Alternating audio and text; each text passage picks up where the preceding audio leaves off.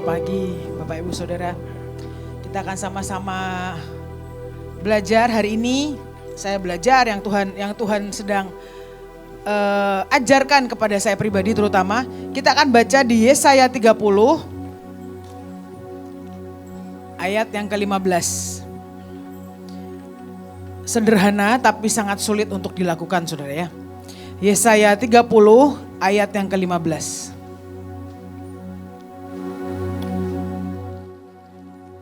Saya bacakan. Sebab beginilah firman Tuhan Allah yang Maha Kudus Allah Israel. Dengan bertobat dan tinggal diam, kamu akan diselamatkan. Dalam tinggal tenang dan percaya terletak kekuatanmu, tetapi kamu enggan. Saat saya dapat firman ini, lalu saya tanya, Tuhan, udah bertobat, sudah tinggal diam, sudah tenang dan percaya. Tapi kok rasanya tidak pernah ada jawaban. Rasanya pertolongan Tuhan tidak menjadi instan saudara ya. Butuh waktu untuk kita menunggu. Lalu dengan bertobat, hari-hari ini tuh yang kita pertobatkan apa sih? Saya tidak mencuri Tuhan, saya tidak membunuh. Saudara, bukan masalah mencuri dan membunuh. Tetapi anak-anak Tuhan hari ini harus bertobat dari apa? Dari pola pikir ya toh, yang berulang-ulang, yang dilakukan yang sama saat kita menantikan pertolongan Tuhan. Contoh saudara. Kalau di satu waktu Tuhan berhasil menolong kita, ya toh. Maka kalau ada masalah yang lain, maka secara otomatis kita akan berpikir, oh pasti nanti Tuhan akan nolong seperti ini nih. Betul gak saudara? Itu sering kali. Tapi engkau harus bertobat. Tahun ini, awal tahun ini saya rally saudara ya. Dari Bevis menikah, kemudian saya harus ke Nabire, pergi ke Jayapura karena PR-nya itu. Kemudian AL menikah. Nah, karena berentetan seperti itu, ya toh. Semua pengeluaran sangat besar. Nah sekali waktu Nabire sudah beres, yang terakhir Jayapura kami ini. Nah terakhir ke Jayapura, saya mengucap syukur. Di Windu itu banyak anak-anak yang tidak menyusahkan saya saudara. Dia ngomong gini, Ci ke Jayapura ini saya gak mau ngerepotin Cici. Oh puji Tuhan, ya toh, dengan senang hati. Biarkan kami ini memberkati Ci. Oke. Lalu saya juga tanya, lah kamu tuh butuh uang berapa atau gitu. Wes nanti pokoknya berdoa. Tapi ternyata saudara, dia berdoa dan berdoa setiap anak-anak ini. Dan tidak ada berkat. Lalu saya ya diem aja. Kenapa? Baru kali ini kejadian. Ya toh, bahkan kas yang kami punya tinggal 1,7. Pokoknya semua uang apapun udah gak ada sisa. Saya ngomong Tuhan, ini ke Jayapura. Ya toh, tak cukup, gimana caranya? Lalu kemudian anak ini bilang, wes Cik, saya tak jual kaos. Saya tuh ngomong gini, wes tah, kamu tuh jual kaos pertama tuh berhasil ya toh, pergi ke pulau mana jual kaos laris saudara, ya toh. Lalu pergi ke pulau selanjutnya jual kaos lagi ya toh. Jangan diulang saya bilang gitu. Tuhan itu selalu memberikan kita cara yang baru. Cuman karena dipikirnya, oh yang waktu itu jualan kaos sukses. Sekarang jual kaos tapi kan beda desain Ci. Saya bilang wes karepmu. Ya toh, kalau kamu mau jual terserah. Tapi rasanya kok enggak pas kali ini. Gitu. Dan benar saudara, singkat cerita. Hari itu pokoknya, saudara kalau bikin kaos murah tuh di Wiryadi itu ya. Pokoknya hari itu tidak ada slot kosong di tempatnya Wiryadi. Semua full. Dan kemudian kaos yang dicari, biasanya tuh cari di pabrik-pabrik saudara ya. Cari di pabrik yang sisaan, itu tuh yang mana. Nah itu dibeli murah gitu. Nah tapi kali ini warnanya aneh. Sisaan-sisaannya ada warnanya salem, warnanya pink, enggak banget lah. Tapi saya mengucap syukur kalau itu urusan Tuhan selalu pas. Karena waktu itu saya pergi ke Nabire membawa 500 kaos, pas slotnya ada, pas warnanya aneh. Orang Papua tuh kalau pakai baju warna-warni itu kan bagus saudara ya. Nah kita agak norak, kalau mereka tuh bagus pakainya. Nah tapi tinggal tersisa tuh warna yang biru, tapi juga jelek. Saya bilang, kamu jual ini kayaknya gak laku. Enggak Cik, laku Cik.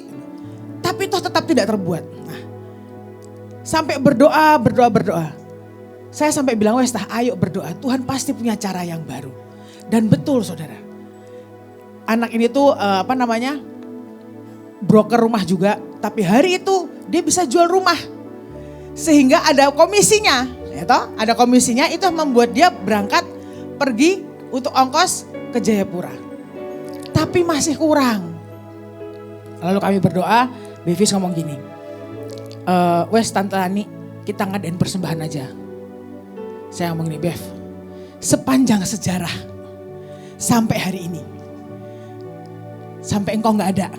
Belum pernah tuh pergi ke pulau-pulau narik persembahan dari jemaat gitu. Gak pernah. Tapi ini Tuhan ngomong jelas kok Tante Lani. Suruh ngambil persembahan. Sejujurnya saudara, saya tuh tidak setuju. Ada yang rasanya tuh pas di hati saya. Cuman ya wes lah.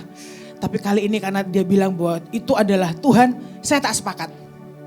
Nah lalu hari Sabtu dibilang kita akan memberikan persembahan. Karena kita akan bawa ke pulau-pulau. Aras-arasan saya tuh saudara ya. Menyiapkan amplopnya ya setengah hati. Tapi Tuhan tak paksa diriku lah biar sepakat gimana caranya. Dan saudara tahu begitu persembahan dikumpulkan. Hasilnya berapa? Cuma 5 juta saudara.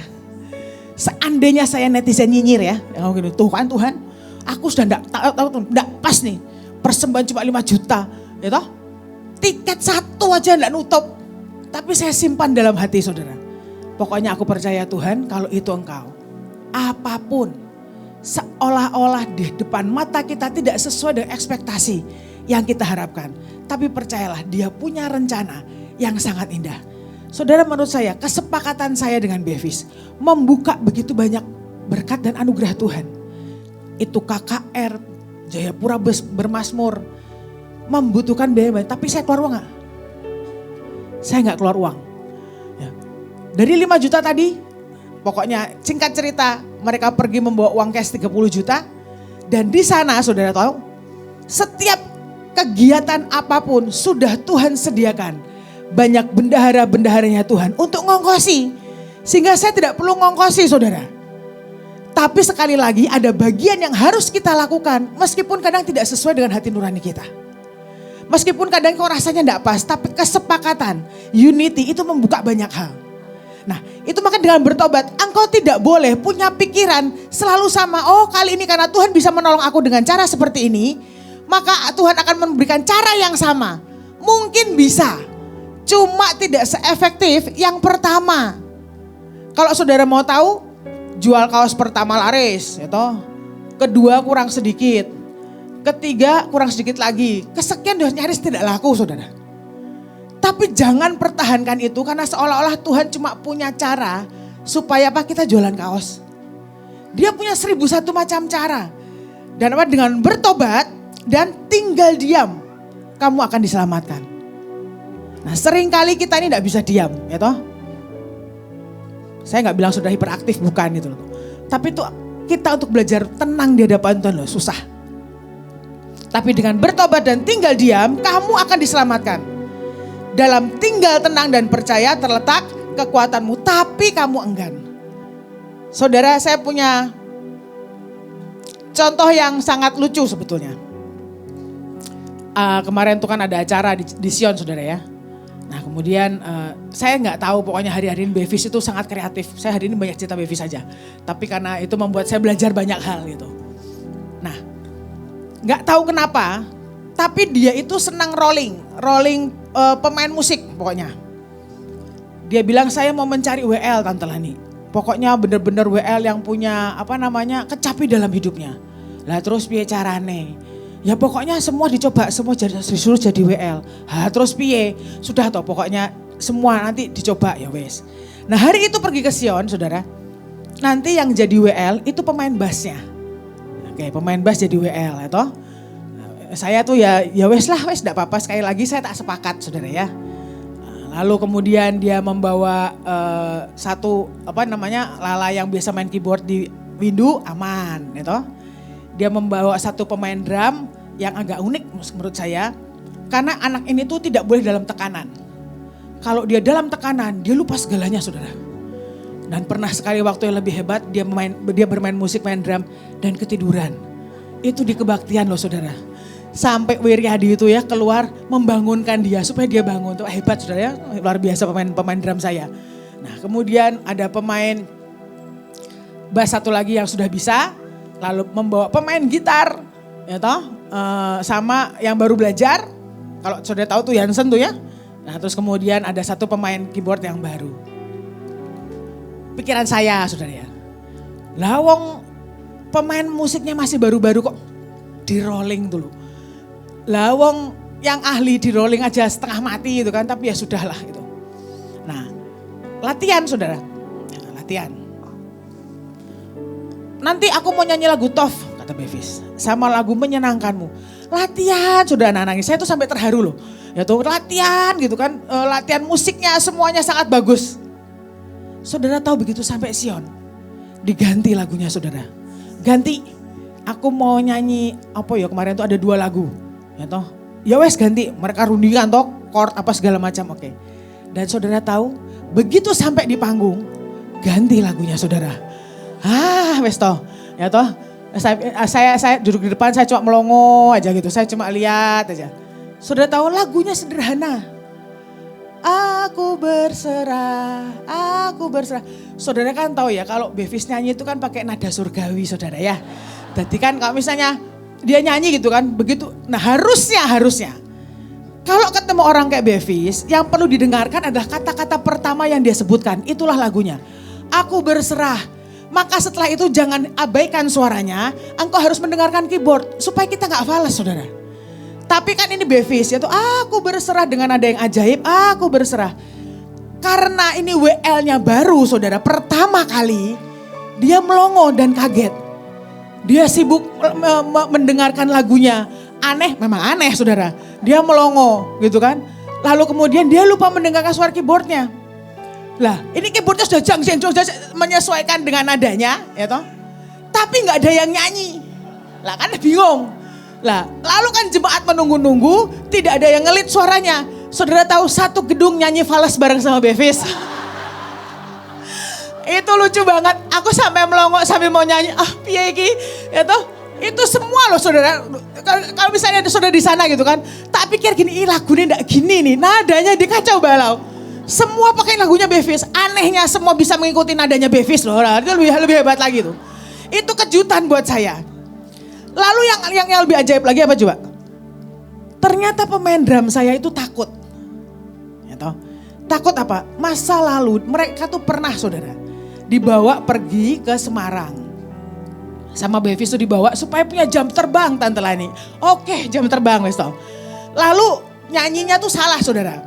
Jadi waktu itu mengalir kasih dari tempat tinggi mengalir. Itu kan harusnya berapa? 4/4 ya nggak salah ya.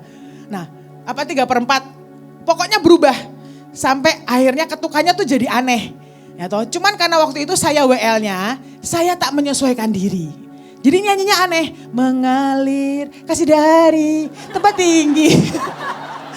Pokoknya nyanyinya aneh ya sah. Tapi saya berusaha menyesuaikan diri ya toh supaya nggak ngaco-ngaco amat, musiknya juga aneh tapi akhirnya ikut. Nah setelah itu dia minta ampun, Tante Lani ampun loh, enggak apa-apa, ini kan pertama kali enggak masalah. Nah rupanya itu membayang-bayangi. Nah saudara bayangkan ya, belum naik ke mimbar, ini anak tuh sudah sibuk tanya, 3/4 atau 4/4 ya? 3/4, lagu daerah arti loh ya, maksudnya 3/4 tuh bagaimana? Tahu gak saudara? Karena engkau sedang memikirkan kesalahan masa lalu yang pernah kau lakukan. Dan saat engkau menghadapi hal yang sama, engkau berpikir engkau akan mengalami hal yang sama. Lupakan itu saudara. Tuhan itu selalu baru untuk setiap kita. Amin. Nah itu baru contoh sedikit ya. Ayat ke-18. Yesaya 30 ayat 18. Sebab itu Tuhan menanti-nantikan saatnya hendak menunjukkan kasih-Nya kepada kamu. Sebab itu Ia bangkit hendak menyayangi kamu. Sebab Tuhan adalah Allah yang adil. Berbahagialah semua orang yang menanti-nantikan Dia. Yang pertama, Tuhan sedang menanti-nantikan saatnya hendak menunjukkan kasih-Nya. Tapi bagian kita juga menanti-nantikan Tuhan. Nah seberapa banyak dari kita yang menanti-nantikan Tuhan? Menurut saya kita ini lebih banyak menjadi orang yang tidak sabaran saudara. Tapi dengan menanti-nantikan Tuhan, maka Dia juga sedang menantikan untuk memberikan kasih-Nya kepada kita. Nah kemudian, sungguh hai bangsa di Sion yang diam di Yerusalem, engkau tidak akan terus menangis. Tentulah Tuhan akan mengasihani engkau apabila engkau berseru-seru pada saat Ia mendengar teriakmu, Ia akan menjawab. Ada sebuah kata, apabila engkau berseru-seru pada saat Ia mendengar teriakmu, Ia akan menjawab. Berarti ada saatnya Dia gak mendengar gak? Ada. Jadi supaya didengar harus bagaimana? Satu frekuensi saudara. Saya balik cerita tadi ya pelayanan, musik yang di rolling.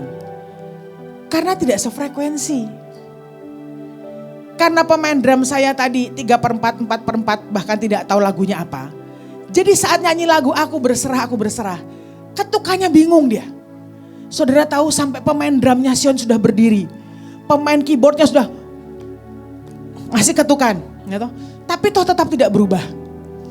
Lalu kalau di Sion itu kan pemain musiknya kan gak jadi satu gini ya. Misah kan ada sebagian gitu. Nah makanya itu harus tinggal tenang. Kan ditanya main di kunci apa? Kunci apa? Lah pemain keyboard saya ngasih tahu di F. Saudara cara pandangmu itu menentukan banyak hal. Saat engkau seperti ini lihatnya berapa? 4. Kalau gini? 1 toh? Saya tuh gak tahu bagaimana loh. Dikodein 4. Kekeh tuh yang main gitar. 1. Sampai emosi. 1. F. Akhirnya kan pada teriak F akhirnya. Oke lalu mulai main. Tapi itu bisa gak ngerti kuncinya saudara. Karena tidak mengerti kuncinya maka WL saya itu baik. Dia kasih kode. Ya toh? Ngasih kode di belakang punggungnya. Karena dia ngasih kode, dia melupakan satu hal. Dia lupa nyanyi. Dia lupa nyanyi. Jadi pemain keyboard saya bingung. Ini mesti nyanyi lagu kemana? Ke ref, ke bait, naik atau gimana? Enggak ada yang ngodein. Engkau butuh ketenangan, engkau butuh percaya. Kenapa? Saya lihat tenang dan percaya di mana? Bevis. Apapun yang terjadi dia tetap nyanyi saudara. Itu di depan chaos ya. Kacau balau. Saya sampai udah mau ketawa-ketawa sampai saya tuh cari mic. Sinilah aku tak melu nyanyi, mana sih gitu. Tapi saat itu Tuhan ngomong gitu kan, biarkan. Ya wes tak biarkan. Tapi sebuah ketenangan yang dikatakan ia berseru-seru. Menurut saya saat dia Bevis nyanyi, aku berserah, mungkin dia berseru juga saudara, saya gak ngerti. Satu frekuensi, maka kau akan didengar. Ada begitu banyak hal dalam hidup kita. Tidak semua kita mau dengar, betul gak? Yang kita mau dengar, yang menyenangkan kita, itu yang mau kita dengar. Tuhan juga sama. Saat engkau berseru-seru, ia pasti mendengar seruanmu. Entah seruan kemarahan, entah yang namanya seruan kepahitan, dia akan dengar. Tapi belum tentu dia jawab saudara. Tapi kalau seruanmu mengucapkan berkat, mengucapkan syukur, ya toh, deklarasi mungkin yang satu frekuensi dengan Tuhan. Saat kita berseru-seru dan ia akan mendengar teriakan kita. Dan pertolongannya akan datang dengan segera. Kembali lagi dibilang katakan. Dengan tinggal tenang dan percaya terletak kekuatanmu. Kalau kita ini tenang saudara. Semua dalam kendali Tuhan yang ajaib. Seringkali kita yang gak tenang. Seringkali kita panik. Saudara kalau engkau panik, engkau tuh melupakan banyak hal sebetulnya. Nah saya belum cerita yang satu lagi lebih ajaib saudara. Pemain keyboardnya yang baru, biasa tuh anak ini menari. Atau hari itu pokoknya suruh main keyboard, hebat pokoknya, luar biasa Bevis tuh. Atau yang biasanya nari, hari itu main keyboard. Lalu kan dia nanya, lagunya apa? Katanya. Dari lagunya apa? Sudah dikasih tahu, kamu tuh kalau gak ngerti, minimal kamu tahu lagunya. Setelah itu berikan beberapa detik, kamu cari ada di YouTube. Katanya. Oke, jadi karena udah tahu lagunya, gugup, cari di YouTube. Dia cerita akhirnya, Ci, aku tuh berusaha cari di YouTube, Ci. Aku udah scrolling, tapi begitu kepencet kompas.com, gak ketemu lagunya saudara. Karena panik. Setelah itu dia bilang gini, saat ketemu lagunya, dia main, dikodein bisa main. Saudara tahu ada satu lagi yang membuat saya takjub. Maaf ya Ci, sebetulnya waktu main keyboard kemarin saya lupa apa? Menaikkan volumenya. Wes, saudara tidak sefrekuensi dengan Tuhan itu membahayakan saudara ya. Kacau balau tenan. Tapi sekali lagi, engkau berseru-seru pada saat yang mendengar teriakmu, ia akan menjawab. Dan walaupun Tuhan memberi kamu roti dan air serba sedikit, namun pengajarmu tidak akan menyembunyikan diri lagi. Tetapi matamu akan terus melihat dia. Nah saudara, walaupun Tuhan memberi kamu air dan roti serba sedikit, namun pengajarmu tidak akan menyembunyikan diri lagi.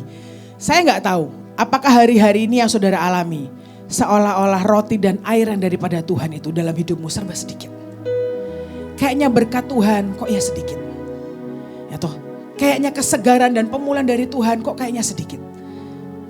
Tapi saudara percayalah, meskipun sedikit engkau tidak akan kelaparan. Kenapa dikatakan pengajarmu tidak akan menyembunyikan diri lagi? Artinya kita sedang ujian gak saudara? Hah? Gak ujian. Kenapa? Pengajarnya ada.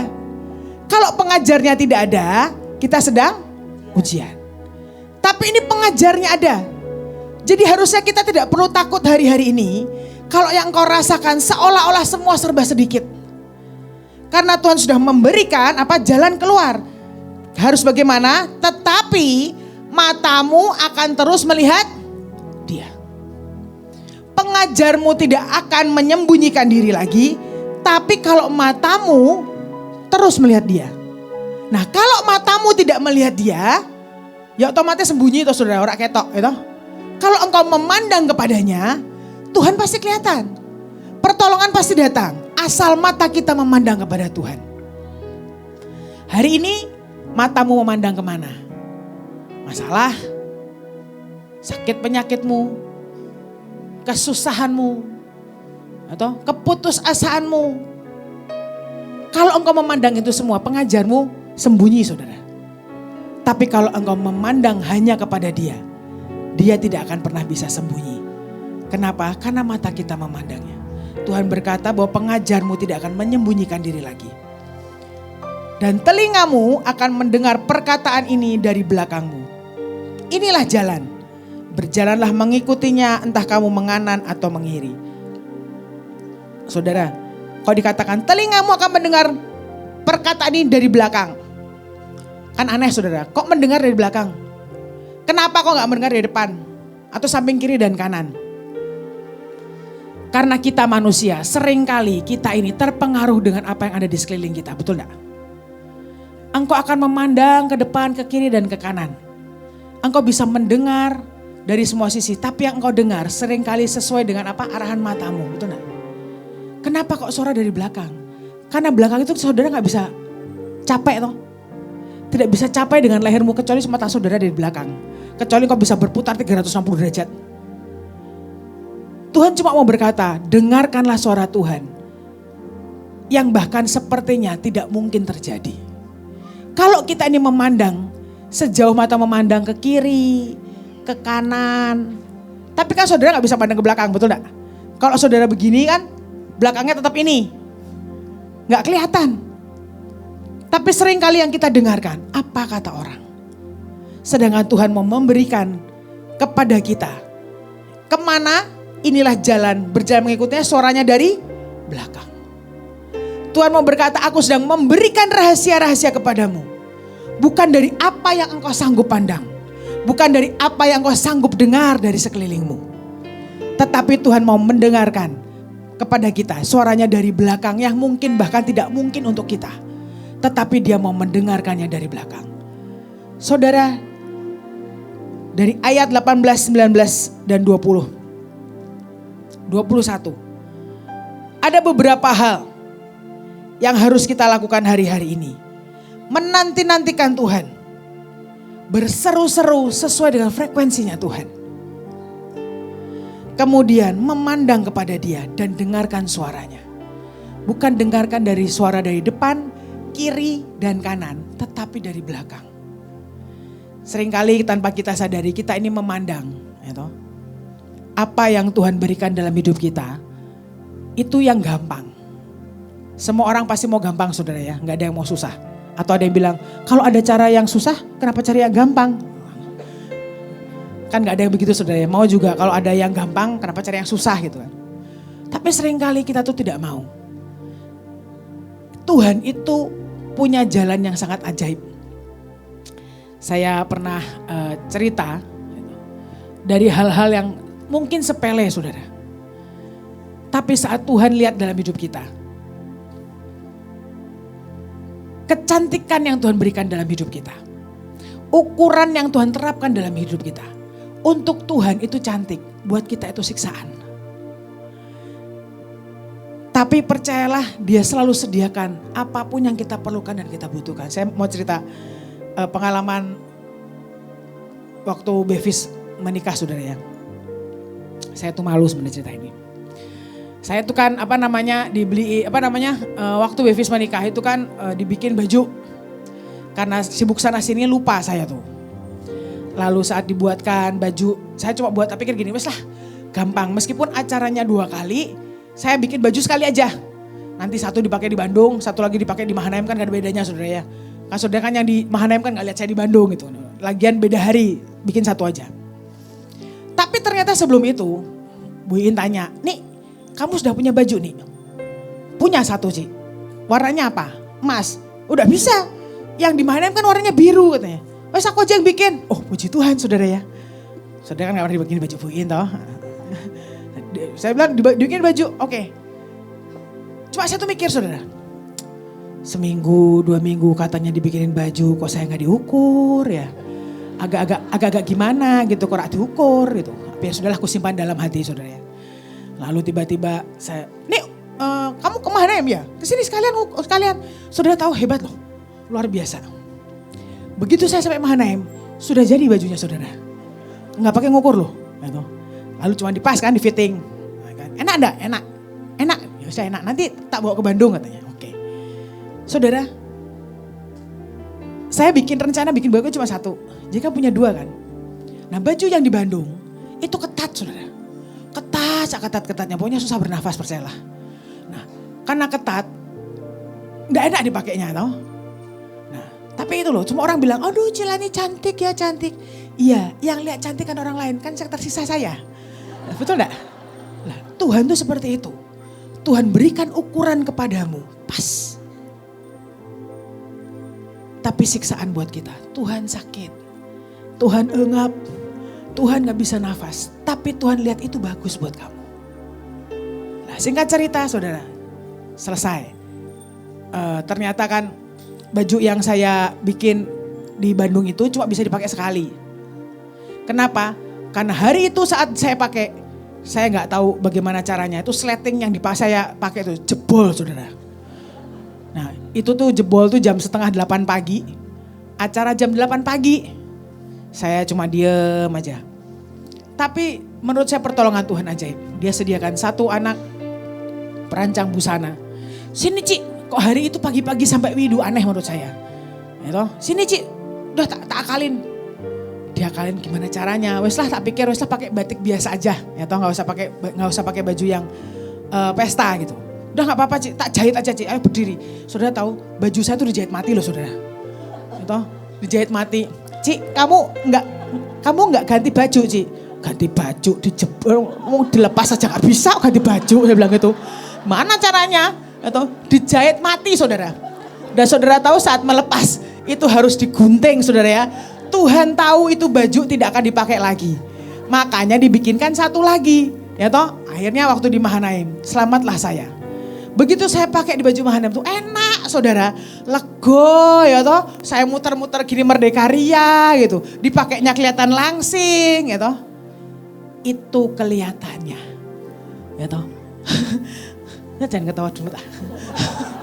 Nah, happy saya. Ya toh. Lalu tiba-tiba, oh duduk di bawah gak problem.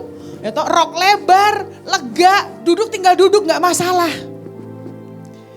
Tapi seringkali yang enak buat kita, itu agak merepotkan sebetulnya. Nah dipakai kan bagus saudara ya, bagus. Tapi kan saya tidak pernah memprediksikan kalau akan duduk di lantai. Duduk di lantai saya pikir akan baik-baik saja. Nah karena lega, agak sedikit besar. Saudara tahu, begitu saya duduk di lantai, ya toh, baju tuh munjuk, naik bluk. Itu. Jadi saya seperti kelimpahan saudara ya, mendadak ada punuk 2 ditambah di sini. Saya begini, waduh piye iki. Saya sampai tarik-tarik, saudara bajunya saya tarik-tarik. Piye iki, ya toh. Saya sampai berdoa loh Tuhan jangan sampai kamera atau foto menangkap posisi saya sampai seperti ini ya toh. Setiap kali yang kita pikir itu lega saudara, itu merepotkan. Yang mikir kita enak, itu saudara tahu ya. Terus kamu gak ngomel, ya enggak toh, dibikinkan baju itu mengucap syukur saudara. Saya masih punya 2 tangan untuk menahan itu kalau saya duduk. Saya tahan, pokoknya saya pegang. Begitu berdiri, saya benerin lagi saudara ya. Supaya pas, ya oke lah gitu loh. Cara pandangmu saudara. Saat yang mengenakkan dalam hidupmu, ya toh. Engkau bahkan tidak menyadari bahwa itu merepotkanmu. Cantik gak? Cantik. Sama cantiknya. Tetapi saat Tuhan dipegang kita dengan ketat. Menurut Tuhan cantik, menurut kita siksaan. Tapi sekali lagi dia selalu memberikan jalan keluar. Untuk apapun yang kita alami dalam tinggal tenang dan percaya. Terletak kekuatanmu. Ngomel gak? Nggak ngomel saya. Kalau yang di Bandung ada pertolongan, ya toh, ada perancang busana yang mendampingi saya menjahit.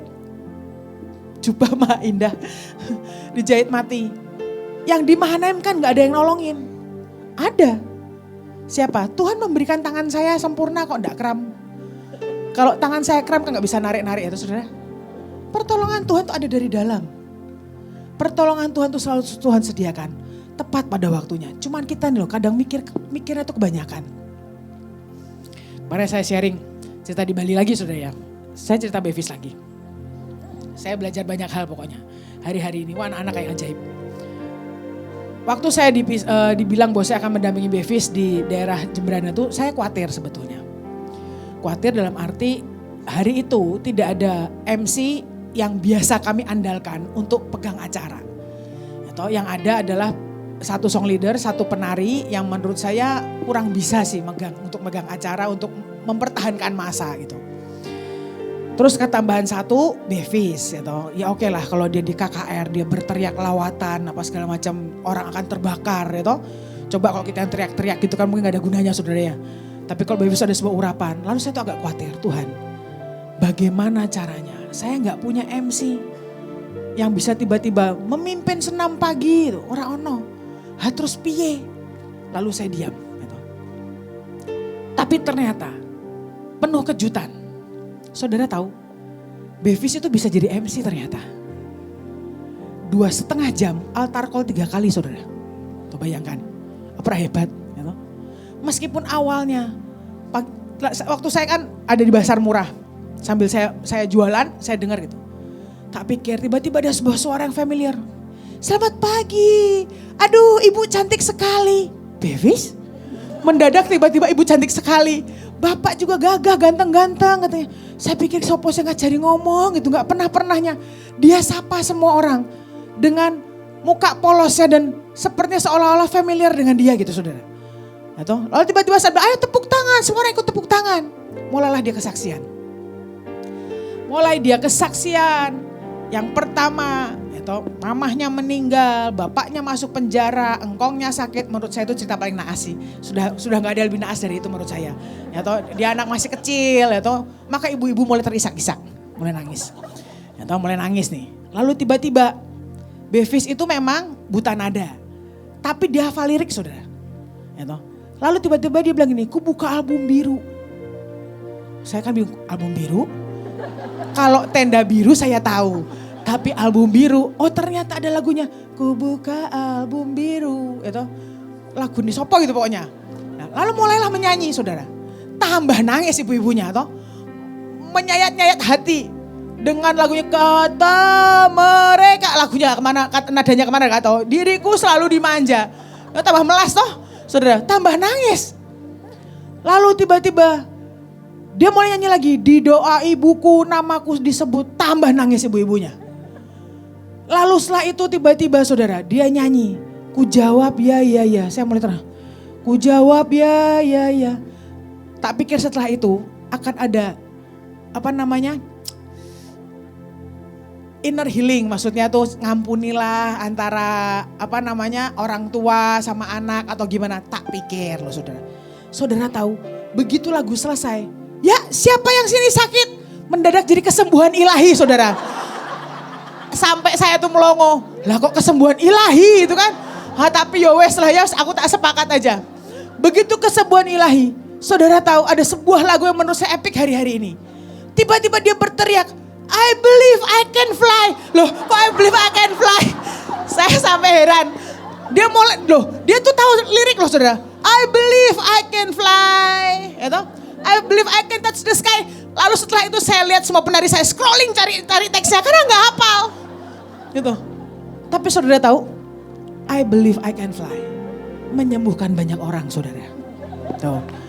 Dia punya ketenangan, dia gak peduli tuh. Dia punya ketenangan yang ajaib. Setelah itu saya tanya, kamu kok nyanyi I believe I can fly? Ya toh? Terus dia ngomong gini, soalnya Tante Lani, aku tuh harus cari lagu yang membuat mereka percaya. Kalau aku tuh nyanyinya, aku percaya, hatiku percaya, itu kan lagu gereja, mereka gak tahu. Tapi dia tidak menemukan lagu yang mengatakan aku percaya. Makanya I believe I can fly. Kalau misalnya mereka percaya mereka bisa terbang, pasti mereka percaya mereka bisa sembuh. Oh. Gak kepikirkan saudara? Tapi sekali lagi, tenang dan percaya. Lalu saya tanya, lah kamu tuh nyanyi gitu orang tuh gak ngerti liriknya tuh. Ya gak apa-apa sih katanya. Bevis gak tahu juga katanya. Tahu saudara? Dia tenang. Kenapa? Dan dia percaya. Waktu di Sion saya nyanyi, saya juga ngomong, kamu nyanyi begitu kok kamu gak terganggu. Terganggu apanya? Dia bilang. Bebis juga gak tahu, pokoknya Bebis mah nyanyi aja katanya. Karena apa? Punya ketenangan. Dan percaya. Dia sangat percaya saat dia menyanyikan itu. Roh Tuhan bekerja. Saudara dengan nyanyian nada yang ajaib. Ya toh, Tuhan bekerja. Banyak jemaat angkat tangan, tutup mata, mesti lagu nimbuh pokoknya. Ya toh, I believe I can fly pun. Mana yang sembuh? Kan dibilangin, main cantik ya, main cantik. Dia teriak sendiri. Bapak, siapa yang menyembuhkan? Dia belum jawab, dia teriak, Tuhan Yesus. Perhebat, ya toh. Kenapa? Percaya bahwa Tuhan pegang kendali. Hari-hari ini saudara, yuk praktek. Dengan bertobat dan tinggal diam, kamu akan diselamatkan. Dalam tinggal tenang dan percaya terletak kekuatan. Tapi yang terakhir loh, tapi kamu enggan. Harus mau saudara. Kalau enggak Tuhan tidak akan memberikan begitu banyak hal yang ajaib dalam hidup kita. Ya, sekali lagi jangan terpatri atau terpatok dengan pertolongan Tuhan yang lalu. Karena Tuhan selalu punya cara yang baru untuk menolong kita. Juga jangan engkau terjebak dengan kesalahanmu yang lama. Saat kau mengalami sesuatu hal yang lagi dan berharap itu akan terjadi, percayalah kasusnya akan berbeda. Tapi kalau engkau yakini ya jadilah sesuai imanmu gitu loh. Tuhan sedang memperbaharui setiap kita hari demi hari. Engkau pergi ke pulau-pulau jangan pakai cara metode yang sama. Ayo perbaharui supaya semuanya maksimal di hadapan Tuhan. Supaya kita tidak enggan. Tapi sekali lagi dengarkan Tuhan. Dengarkan Tuhan, dia akan menunjukkan jalan kepada kita. Entah ke kanan atau ke kiri. Bukan lewat suara yang di depan. Bukan lewat suara yang di samping kiri dan kanan. Tapi bahkan Tuhan katakan lewat suara yang di belakang. Suara yang mungkin tidak terlihat oleh kita. Mungkin engkau mendengar dan engkau sedang mencari ada di mana. Tetapi itu adalah suara Tuhan. Amin Bapak Ibu Saudara. Mari kita berdoa. Mari terus ajari kami Tuhan untuk tinggal tenang dan percaya. Kami tahu begitu banyak hal membuat kami panik hari-hari ini Tuhan. Karena seolah-olah pertolongan-Mu tidak pernah datang. Tapi buat mata kami ini melihat Engkau sudah sediakan pertolongan-Mu Tuhan. Bahkan dalam hidup kami dan diri kami. Tapi seringkali kamilah yang tidak bisa melihatnya. Karena kami mengharapkan sesuatu yang besar untuk kami bisa lihat. Hari ini Tuhan, buat kami ini Tuhan. Punya respon sehalus apapun Tuhan kehadiran-Mu. Buat kami ini merespon dan merasakan Tuhan. Sehalus apapun Tuhan. Kata-kata yang Kau berikan dalam hidup kami Tuhan. Buat kami ini mengerti, buat kami ini bisa menangkap yang daripada-Mu dalam ketepatan. Terus ajari kami sampai seluruh kehendak rencana-Mu jadi.